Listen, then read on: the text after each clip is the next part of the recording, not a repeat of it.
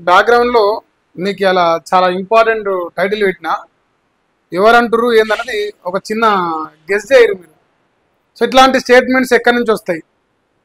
ఇక నాకు మంచి మంచి ముచ్చట్లు గుర్తుకొస్తున్నాయి. తిన్నపల్లెంలో ఉచ్చబోసినట్టుగా, ఇక లేదంటే తలిపాలు దాగి రొమ్ము గుద్దినట్టుగా కొందరు సన్నాసులు ఉంటారు ఈ సమాజంలో. అటువంటి రాజకీయ వ్యభిచారులను మనం పెద్దగా పట్టించుకోవాలని అవసరం ఉండదు. కానీ ఇక మనకు గత్యంతరం లేక మాటలు చూస్తున్నది. ఏం మాట్లాడారు అంటే బీఆర్ఎస్ పార్టీ అట 3 ముక్కలు అవుతాయట. 3 ముక్కలు అవుతుంది. అది కేసీఆర్ ఉన్నంత వరకే కలిసి ఉంటుంది. కేసీఆర్ తర్వాత అది ఇంకా 3 ముక్కలు అవుతుంది. హరీష్ రావు, కేటీఆర్, కవితకి ఇట్లా ముగ్గురు 3 పలారం మధ్య పంచుకుంటారు అని చెప్పేసి ఒక సన్నాసి మాట్లాడిండు. మరి నిజంగా మనం అనుకుందాం, ఈ రాష్ట్రంలో బీఆర్ఎస్ పార్టీ అని కాదు, కాంగ్రెస్ పార్టీ చరిత్ర చూసుకున్నా కూడా గాంధీలు ఇంకా అంతకంటే ముందు వాళ్ళు పెట్టిన పార్టీ ఇలా కాంగ్రెస్ పార్టీ ఉన్నది ఏం కాదు. సో చరిత్రలో చాలా జరుగుతున్నాయి. కానీ ఇక్కడ ఏమన్నంటే తెలంగాణ కూడా 3 ముక్కలు అవుతుంది. ఇంకా దాని లెక్క వేరుండే ఆ మాట అనలేదు ఇంకెట్లో మంచోడే.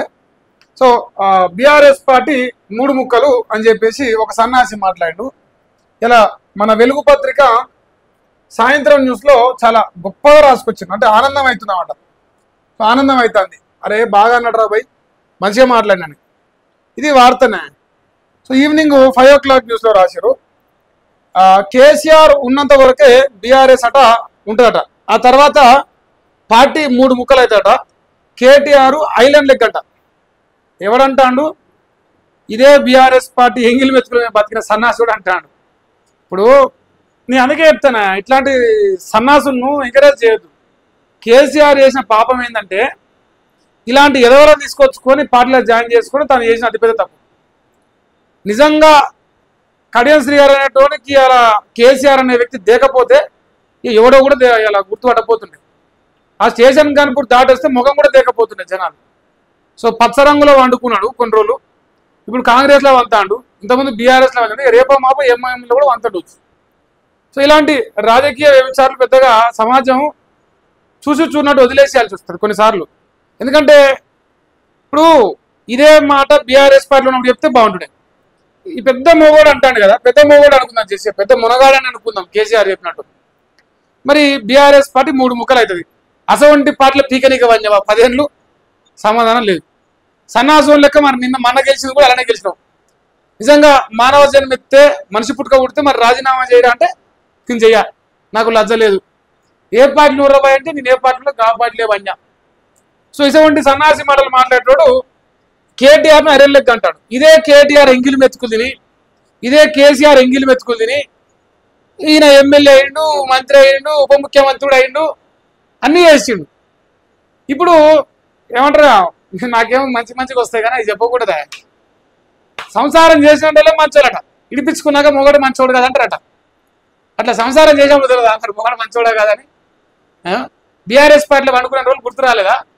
బీఆర్ఎస్ పార్టీ మంచిది కాదు, సెట్ అది, ఇంకేందో గుర్తు వస్తే బాగుంటుండే. అప్పుడు గుర్తు రాలేదు సార్ గారికి. ఇంకా ఆయనపై కార్యకర్తల కట నమ్మకం లేదంట కేటీఆర్ పైన. కవిత తన దారి తాను చూసుకున్నారట.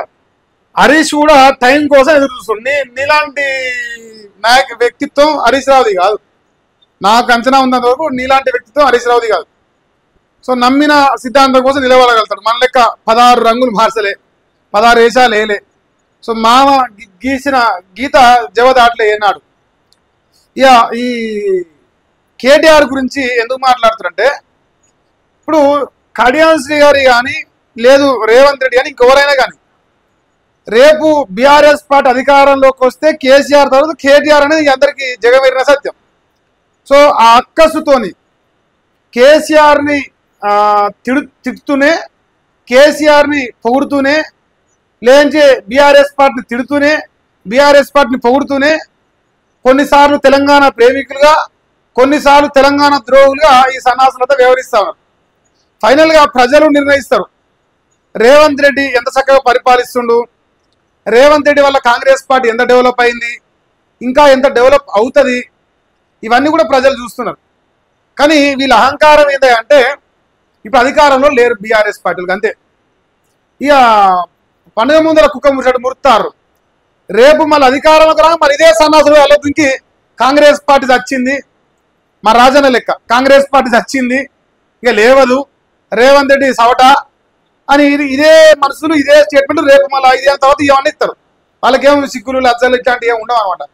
క్యారెక్టర్ అనేది ఒకటి ఉంటే పొలిటికల్ క్యారెక్టర్ అనేది ఒకటి ఉంటే ఏడ్చి వస్తుంది. అది లేదు కదా మనకు. సో అది లేని దద్దమ్మల గురించి పెద్ద మనం మాట్లాడకూడదు, ఉపయోగం లేదు. ఇక 10 ఏళ్ళలో 36 మంది ఎమ్మెల్యేలను బీఆర్ఎస్లో చేర్చుకుంటారట. ఇక ఫిరాయింపులు తప్పని నీకు అప్పుడు తెలియదా కేటీఆర్ అని క్వశ్చన్ చేసింది.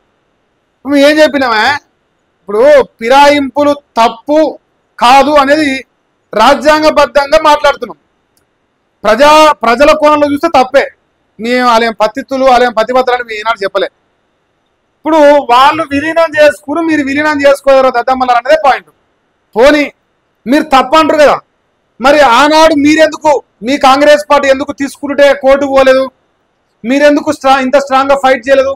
ఇప్పుడు వాళ్ళకి ఏ రాజ్యాంగం ఉందో మీకు అదే రాజ్యాంగం ఉంది, వాళ్ళకి ఏ చట్టాలు మీకు అదే చట్టాలు. మరి మీరెందుకు లేదంటే నువ్వు ఇప్పుడున్న కాంగ్రెస్ పార్టీ ఆనాడు ఎందుకు ఫిరాయింపు ఎమ్మెల్యేలను గుంజుకొని పోతుంటే ఇగలేకపోయింది ఎందుకని? అప్పుడు ఇగితే అయిపోతుంది కదా మరి. ఇప్పుడు ఈ మొగోడు ఎంత మొత్తుకున్నా మరి ఏమి రా నాయన మరి నువ్వు ఏ పార్టీలో రా అంటే నేను ఏ పార్టీ వాళ్ళకి ఆ పార్టీనే ఉన్నా చెప్పడు. ఈ ఎంత మొత్తుకున్నా గదే డైలాగ్ వస్తుంది లాస్ట్కి. దమ్ముండాలి కదా. మా కవితాకం చూసి నేర్చుకో సిగ్గుంటే. ఒక ఆడబిడ్డ ఇట్లా ఇట్లా విసిరి వారేసింది కాగితం నా రాజీనామా అని, అది యాక్సెప్ట్ చేయాలి, అది వేరే విషయం అనుకోరి. ఇక ఫిరాయింపులు తప్పని నీకు తెలీదా? నీ అవినీతి చరిత్ర అందరికీ తెలుసట. అహంకారం బలుపు తగ్గించుకో అంటాను. అహంకారం గురించి బలుపు గురించి కడేశ్రీ గారు మాట్లాడితే దయ్యాలుగా దాని తాతలు వచ్చి నవ్వుతాయి. ఇప్పుడు పొరలాడి నవ్వుతాయి. ఇప్పుడు మామూలుగా ఉన్నావు. ఇక ముందుగా కవిత విమర్శలకు జవాబు చెప్పు. కవిత విమర్శలకు జవాబు చెప్పాల్సింది కేటీఆర్ కాదు, సిఆర్ గారు. చెప్పవలసింది మన రేవంత్ రెడ్డి గారు. ఎందుకంటే రేవంత్ రెడ్డి మాట్లాడిస్తే అక్కడ నోట్లకి వెళ్ళి పలుకులు వస్తున్నాయి, జగమెరిగిన సత్యం. సో ఫస్ట్ రేవంత్ రెడ్డి స్పందించమను, తర్వాత మీ కేటీఆర్ స్పందించమంటారు. సో టిట్ ఫర్ టాట్ చేద్దాం, దాంట్లో ఏం టెన్షన్ లేదు మనకు. ఇంకా కేటీఆర్ పై మాజీ డిప్యూటీ సీఎం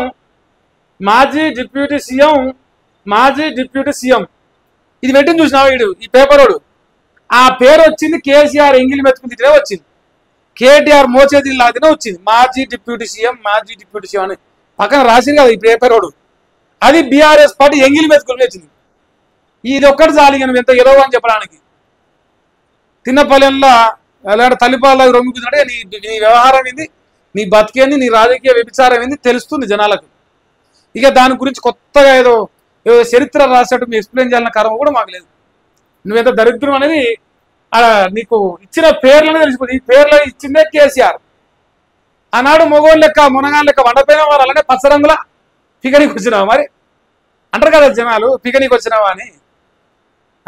అప్పుడు కేసీఆర్ దేవుని లెక్క కనిపించారు. వంగవాడి కాళ్ళు మొక్కిన రోజు మర్చిపోయారు కొడుకులు. అంత ముందల మురుతారు. ఇప్పుడు రేపు కేసీఆర్ పుసుకున్న అధికారులకు వచ్చి రేవంత్ దిగిపోయారు అనుకో, ఒక్కరు కనపడడం వల్ల కాంగ్రెస్ లా ఒక్కరున్నాడు, అంత దొంగ కొడుకులే. నేను అందుకే ఏం చెప్తా అంటే కేసీఆర్ కానీ ఏ పార్టీకైనా కానీ రాజకీయంగా విలువ లేని సన్నాసులు ఏ పార్టీ తీసుకోదు. అది బీఆర్ఎస్ అయినా బీజేపీ అయినా కాంగ్రెస్ అయినా ఇంక ఎవడైనా సరే తీసుకున్నప్పుడు ఇలాంటి ఎదవలకి నోరు ఇట్లే లేస్తుంది. ఎందుకంటే ఇప్పుడు ప్రజలు గమనిస్తున్నారు కదా. ఇప్పుడు కేసీఆర్ చేసిన అతిపెద్ద తప్పు ఏంటంటే ఇలాంటి సన్నాసులందరినీ తీసుకొచ్చుకొని పదవులు ఇవ్వడమే కేసీఆర్ చేసిన పాపం. దాన్ని ప్రత్యాత్తాపంగా భరిస్తున్నాడు కదా ఫామ్ హౌస్లో వండుకొని. ఈ సన్నాసులు కూడా గట్టినే దేకకపోతే డిప్యూటీ సీఎం మాజీ అనే పేరు లేకపోతే ఈ సన్నాసి కూడా మాకు తెలియకపోతే అప్పుడు నోరు కంట్రోల్లో ఉంటుండే. అవునా కదా? అనవసరంగా పదవులు ఇస్తే ఇంకా ఇట్లా ముందర ముడతారు. ఇంత పొడి గజం పొడిగే కుడతాడు మొగోడు. మరి ఏ పార్టీలో మొగోడు అంటే చెప్పడు. మళ్ళా ఏ పార్టీలో ఆయన ఇప్పుడు అసెంబ్లీకి పోయిరా, ఈ ఇండిపెండెంట్ ఆయన ఒక ఆయన వస్తాడు, ఒక ఆయన గీ పార్టీ అంటాడు, ఒక ఆయన గా పార్టీ ఏదో చెప్పి చావాలి కదా. మొన్న చెప్పడా దమ్మున మొగోడం అయితే అది చెప్పడు. మళ్ళా మరి పోనీ బీఆర్ఎస్ అంత వ్యతిరేకత నువ్వు మారేంత దమ్మున మొగోడం అయితే బీఆర్ఎస్ పరిస్థితి రాజీనామా చేయి అట చేసి ముందు నష్టాడు. ఈయనట బీఆర్ఎస్ పార్టీ 3 ముక్కలు అవుతుంది అంటాడు. నువ్వు ఎన్ని ముక్కలు ఆట ఆడతావు చెప్పు? 3 ముక్కలు ఆట ఆడతావా, 4 ముక్కలు ఆట ఆడతావా, 40 ముక్కలు ఆడతావా? నేను ఎన్ని పార్టీలు మారినావు? నాకు డౌట్ రా నాయన, నీది 3 4 నా లెక్క అయితే. అమ్మ అట్లా కాదు, నువ్వే చెప్పలే. నేను మూడు పార్టీలు తిరిగి వచ్చిన మూల కుటుంబను, 3 పార్టీలు తిరిగి వచ్చిన మూల కుటుంబం అని చెప్తే బాగుండు. ఇప్పుడు అది చెప్పకుండా 3 ముక్కలు అవుతుంది బీఆర్ఎస్ పార్టీ అంటాను. బీఆర్ఎస్ పార్టీ అంటే ఒక రకంగా పార్టీగా చూస్తూనే తెలంగాణ రాష్ట్రం రావడానికి ప్రధాన పాత్ర పోషించిన పార్టీ. సన్నాసి ఆనాడు నువ్వు పచ్చ రంగులో వండుకున్నావు, పచ్చ కుక్కవు. నీకు అసలు దాని గురించి మాట్లాడే అర్హత కూడా లేదు. నీలాంటి ఎదవలను తీసుకొచ్చుకొని కేసీఆర్ పాపం మూట కట్టుకున్నాడు పచ్చిగా చెప్పాలంటే. మీరా మాట్లాడేది? ఈ మూతబరి ఈ మొగోడు మాట్లాడిండా ఇక బీఆర్ఎస్ పార్టీ 3 ముక్కలు అయితే అని చెప్పిస్తాను. నువ్వు 3 ముక్కలు కాకుండా చూసుకో. ఇంకోటి, కేసీఆర్ ఉన్నన్ని రోజులు అని మాట్లాడతాను. నువ్వు సోరోనువా, 20 ఏళ్ళలోనువా? ఇప్పుడే ఉచ్చి దొగ్గాడుతాడు, ఇప్పుడే బండల మీద అనుకోని దొగ్గాడుతాడు పసిపిల్లగాడు మొగోడు. అందుకే కేసీఆర్ ఉన్నంత వరకే ఈ ముదనష్టంగాల కేసీఆర్ కంటే ఓ 2 ఏళ్ళు ఎక్కువనే కనిపిస్తాను నీ ముఖం చూస్తుంటే. ఓ 2 ఏళ్ళు ఎక్కువనే ఉంటాడు కొడుతుంది నా ఉద్దేశం అయితే. మరి పనికి మాలినోడు, పనికి మాలిన మాటలు, పనికి మాలిన చేతలు. అందుకే కదా జనాలని దేకంది. మొగోడవ అయితే ఇప్పుడు స్టేషన్ కానీ కూడా రాజీనామా చేసి గెలువు, బీఆర్ఎస్ పార్టీ సపోర్ట్ లేకుండా చూద్దాం. ఆ దమ్ము లేదు మళ్ళీ మనకు. పెద్ద మాటలు మాట్లాడతాం, మన మాటలకే తప్ప చేతలకి ఏం పనికిరావు.